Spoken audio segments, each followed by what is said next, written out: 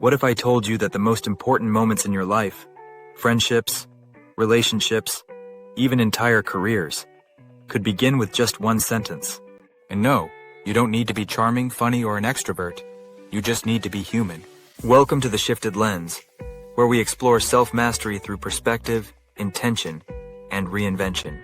Today, we're diving into a life-changing skill that seems simple, but feels terrifying for so many people: how to start a conversation with anyone. Whether you want to make a new friend, connect professionally, or ask someone out, this is your roadmap. And we're not just winging it, we're breaking it down step by step, using psychology, human behavior, and real-world insights. By the end of this video, you'll have the tools to start conversations with real confidence. So take out a pen and pad and write these 10 amazing action steps down. Here's a cool fact. Humans have been striking up conversations for tens of thousands of years.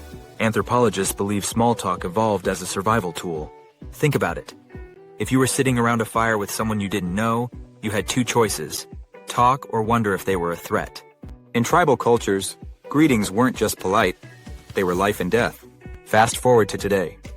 We still crave connection, but now, we hesitate.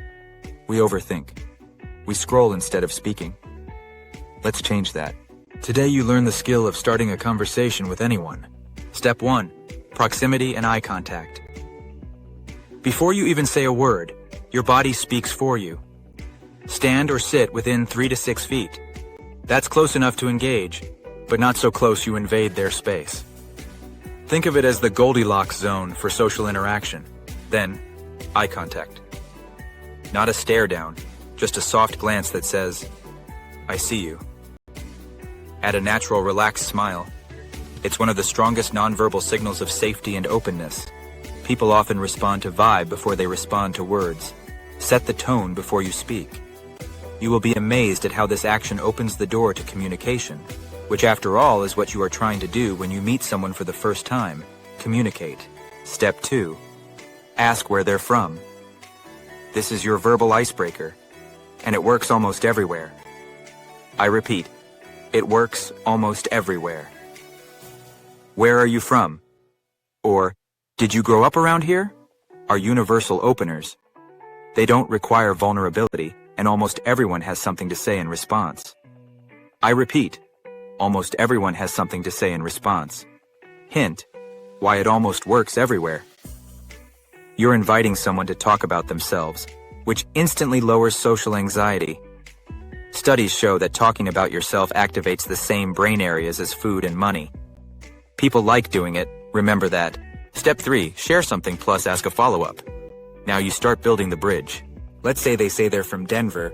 You might say, "Well, I've heard Denver's beautiful. What's it like growing up there?" Here's the rhythm. They give you a detail, you offer a thought, then ask a little more. This shows interest without interrogation. And who wants to be interrogated? This keeps the conversational flow organic. It also signals you're actually listening, something rare and valuable. Step 4. Mirror energy and body language. Connection is often nonverbal. When we like someone, we unconsciously match their posture, tone, and expressions. That's called mirroring, and you can use it intentionally. If they're soft-spoken, match their tone. If they're animated and expressive, loosen up a bit. This isn't about faking anything, it's about tuning in. Mirroring tells their brain, we're on the same wavelength. People feel more at ease when others subtly match their rhythm. Step 5. Look for common ground.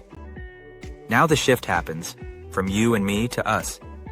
Maybe you've both lived in the same city. Maybe you like the same music. Maybe you're both wondering why the coffee line is so long. Doesn't matter how small it is, call it out. That's my favorite band too. I thought I was the only one who liked oat milk. Same. I always sit near the window. Shared reality is like superglue for human connection. It turns strangers into allies, and that's what you are looking for when you are getting to know someone. Step 6. Follow through, friend or romantic. This is the fork in the road. If there's romantic energy, be honest, but low pressure. Hey, this might sound random, but I'd love to grab coffee sometime. Would that be okay? If it's friendship or a casual connection, here's a subtle but powerful move. Use their name the next time you see them. "Hey, Kim," or "Good to see you again, Michael." Saying someone's name tells them, "You're not invisible. I remembered you." And that tiny gesture? It sticks. Here's the wild part. Kids are great at this.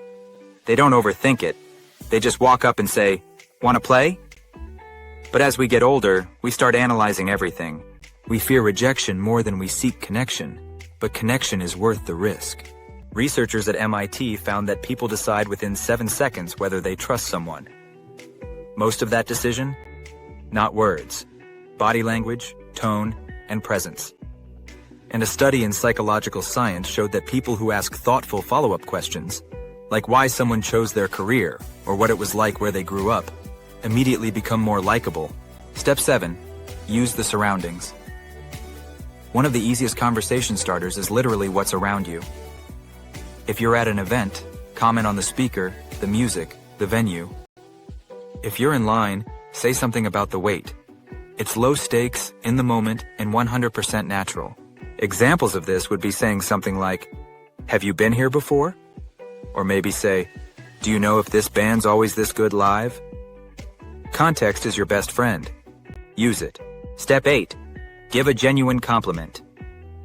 But here's the key. Make it specific and sincere. Instead of "You look nice," say, "Those are amazing shoes. Great color choice." Compliments open people up, especially when they don't feel like flattery, but observation. We all appreciate being seen in a way that feels real, so next time you compliment anyone, make it off an observation of them. If you're paying attention to this video, that's an additional gem I just gave you. Step 9. Embrace the pause. You don't have to fill every silence. In fact, short pauses give space for depth. When you're comfortable letting a moment breathe, it tells the other person, "I'm not rushing, I'm present. I am here giving you my attention now." Sometimes the best moments happen after a pause. Have you enjoyed the list as we have provided so far? Be sure and comment on if you will be implementing this strategy the next time you meet someone and start a conversation. Step 10. Know when to exit gracefully. Not every conversation needs to last forever. If the vibe feels complete, exit with warmth. It was great chatting with you. Hope we run into each other again. Or, thanks for the convo, I'll let you get back to it. Ending well leaves a positive final impression, which often leads to future interactions. If you master these 10 action steps for starting a conversation with someone as we've just discussed, you are highly increasing your chances of meeting a quality person or perhaps a new friend. Starting a conversation isn't just small talk. It's how friendships are born. It's how careers change. It's how communities are built. In a divided world, being someone who can reach across the silence, that's not just helpful, it's powerful. So next time you hesitate, remember, one sentence could change everything. Like, subscribe, and share this with someone who needs a little more confidence and connection. And drop a comment. Which step will you try first? Let's keep the conversation going, right here.